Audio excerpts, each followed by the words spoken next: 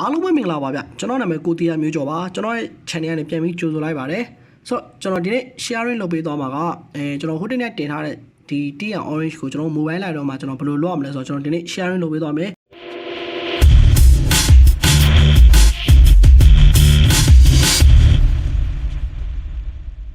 ဒီနေ့ sharing လုပ်တဲ့အခါမှာကျွန်တော်အရင်ကနေမတူဘဲနဲ့ကျွန်တော်ပုံစံတစ်မျိုးကိုကျွန်တော်အသစ်လုပ်ထားတယ်အဲ့ကောင်ကပါလဲဆိုတော့ကျွန်တော်ဒီမှာ preset တစ်ခုတော့ပေးမယ်ဒါပေမဲ့အဲ့ preset ကကျွန်တော်လုံးဝ pure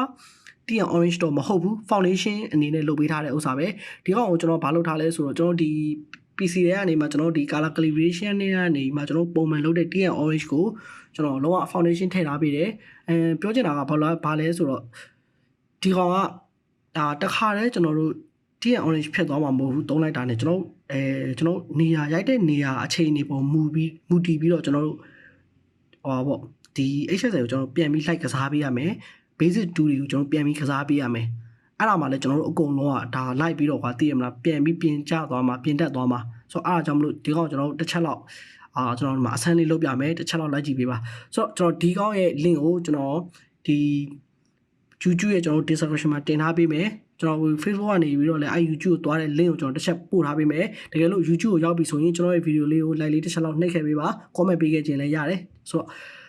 အဲ့ဒီမှာကျွန်တော် description ထဲမှာကျွန်တော်ဒီ link ကိုထည့်ထားပေးမယ်ဆိုတော့ထည့်ထားပေးတဲ့အခါမှာဒီကောင်ကိုကျွန်တော်တို့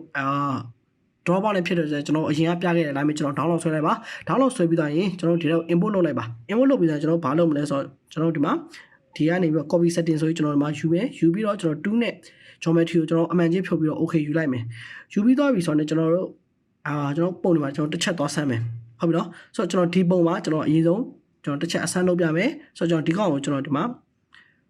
reset လုပ်လိုက်မယ် reset လုပ်ပြီးတော့ခုနကျွန်တော် copy ယူလာတဲ့ဥစ္စာကိုကျွန်တော်ဒီမှာ paste setting ဆိုပြီးတော့ကျွန်တော်ထည့်လိုက်မယ်ထည့်လိုက်တဲ့အခါမှာကျွန်တော်ခုနကပြောခဲ့တဲ့အတိုင်းပဲလုံးဝဒီကောင်က pure Teal Orange ဖြစ်သွားမှာမဟုတ်ဘူးကျွန်တော်တို့ကိုယ်တိုင်ထပ်ပြီးတော့ပြန်လိုက်ပြင်ရမယ်ပြန်လိုက်ပြန်မယ်ဆိုတော့ကျွန်တော်ဒီမှာအရင်ဆုံးကျွန်တော်ဘာမှတွေမလုပ်တော့ဘူးဗျာကျွန်တော် basic 2တွေဘာကျွန်တော် temperature တွေတော့မလုပ်တော့ဘဲနဲ့ကျွန်တော်ဒီမှာ color mixer ကိုတန်းဝင်လိုက်မယ်ဝင်လိုက်ပြီဆိုတော့ကျွန်တော်အရင်ဆုံးဘာသွားလုပ်မလဲဆိုတော့ကျွန်တော်ဒီ orange ရဲ့ hue ကိုကျွန်တော်အဝါဘက်သွားတိုးမယ်အစိမ်းရဲ့ hue ကိုလည်းကျွန်တော်ဒီမှာအဝါဘက်သွားတိုးလိုက်မယ်တိုးပြီးတော့ကျွန်တော်ဒီမှာလူမျက်နှာနည်းနည်းလေးမဲနေလို့ခံစားရတယ်ဗျာဆိုတော့အဲ့ကောင်ကျွန်တော်အဲ့ကောင်အတွက်ကြတော့ကျွန်တော်ဒီမှာလိမ်မော်ရောင်လေးကိုသွားပြီးတော့ကျွန်တော် luminance ကိုကျွန်တော်တင်မယ်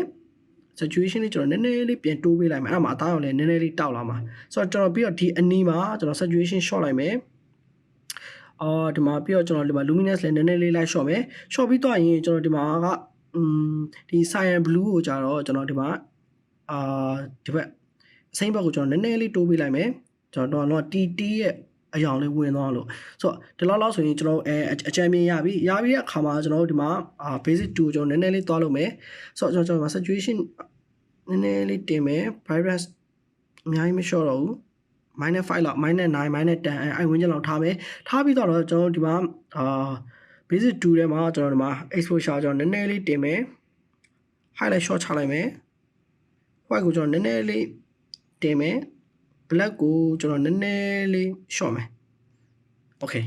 ဆိုတော့ဒီလောက်ဆိုရင်ဒါကျွန်တော်မှကြည့်လိုက်ဒီသူ့ရဲ့အရင် normal ပုံနဲ့ကျွန်တော်မှာ before after ပေါ့နော်လုံးဝကွဲသွားပြီကွဲသွားပြီဆိုတော့ဒါဒီပုံတော့ပေါ့ကျွန်တော်တခြားနောက်တစ်ပုံကိုကျွန်တော်တစ်ချက်ထပ်ပြပေးမယ်ဒီပုံမလုပ်တော့ဘူးကျွန်တော်ဘယ်ပုံလေးလုပ်ပြရင်ကောင်းမလဲဆိုတော့ဒီလိုကျွန်တော်တို့ဒီလိုခီးသွားရင် snap ရိုက်ထားတဲ့ပုံလေးကိုကျွန်တော်တို့ဘယ်လိုလုပ်မလဲဆိုတော့ကျွန်တော်ဒီမှာတစ်ချက်ပြပေးမယ်ဆိုတော့ဒီပုံကိုလည်းကျွန်တော်ခုနတိုင်းပဲကျွန်တော်ခုနပေးထားတဲ့ setting ကိုပဲကျွန်တော်ယူမယ်ယူပြီးတော့ကျွန်တော်ဒီမှာ page setting လုပ်လိုက်မယ်လုပ်လိုက်ပြီးသွားပြီဆိုရင်ကျွန်တော်တို့နည်းနည်းလေးတော့ဖြစ်သွားပြီပါတိတ်လုံးဆရာမလို့တော့လို့ထင်တာပဲဆိုတော့ဒါပေမဲ့ခုနကျွန်တော်အကြမ်းမြင့်တစ်ချက်ပြန်လုပ်မယ်ဗျာကျွန်တော်ဒီမှာဆိုကျွန်တော် vibrant နည်းနည်းလေးလိုက်တင်မယ် situation နည်းနည်းလေးတင်မယ်တင်ပြီးသွားပြီဆိုရင်ကျွန်တော်တို့ဒီမှာ color mixer သွားမယ်ကျွန်တော်ဒီမှာဒီအပြာရောင်ကို cyan blue လို့ချင်းကျွန်တော်ဒီဘက်ရွှေ့မယ် okay ဒီလောက်ထိရွှေ့လိုက်မယ်ရွှေ့ပြီးကျွန်တော်အဝါကိုခုနတိုင်းပဲကျွန်တော်တို့ဒီဘက်လိမ်ဝါဘက်တန်းမယ်အစိမ်းကိုကျွန်တော်တို့ဒီဘက်အဝါဘက်ကျွန်တော်ဆွဲမယ်ဆွဲပြီးသွားပြီဆိုရင်ကျွန်တော်တို့ဒီမှာဘောလုံးကိုကျွန်တော်နည်းနည်းလေးsituation လေးဟွာလုပ်မယ်လိမ်မော်ကိုနည်းနည်းလေးဟွာလုပ်မယ်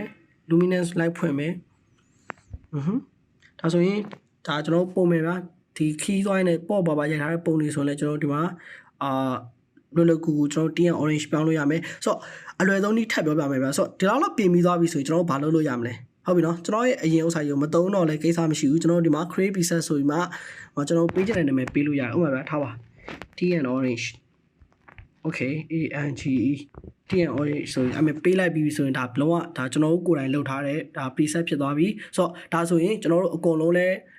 color လေးလည်းကျွန်တော် like ပြီးတော့လဲကျွန်တော်ဘားတွေ like ရွှေ့မယ်ပြီးရင်ကျွန်တော်ပေးထားတဲ့ preset ကလည်းခုနပြောတဲ့ pure မဟုတ်တဲ့အတွက်ကြောင့်မလို့အကုန်လုံးကလည်းဒီထည့်လိုက်တာနဲ့ကျွန်တော်တစ်ချက်တော့တမ်းမဖြစ်သွားဘူးထပ်တော့လောက်အောင်မယ်ကျွန်တော်အားလေးကိုတစ်ချက်အကုန်လုံးကျွန်တော် like လုပ်ကြည့်စီကျွန်တော်ဒီတိုင်းလေးလုပ်ပေးထားတယ်အရင်ကနေတော့မတူပါကွာဆိုတော့ဒါလေးကို like လုပ်ကြည့်ပြီးအကုန်လုံးအဆင်ပြေမယ်လို့ကျွန်တော်မျှော်လင့်တယ်ဆိုတော့ဒီဗီဒီယိုလေးကိုကြိုက်ရင် like and share လေးလုပ်ပေးတော့ပါကျွန်တော်နောက်ပတ်တွေကျမှကျွန်တော်ဗီဒီယိုအသစ်တွေနဲ့ကျွန်တော်ပြန်လာခဲ့ပါမယ်ဆိုတော့အားလုံးကျေးဇူးအများကြီးတင်ပါတယ်ဗျ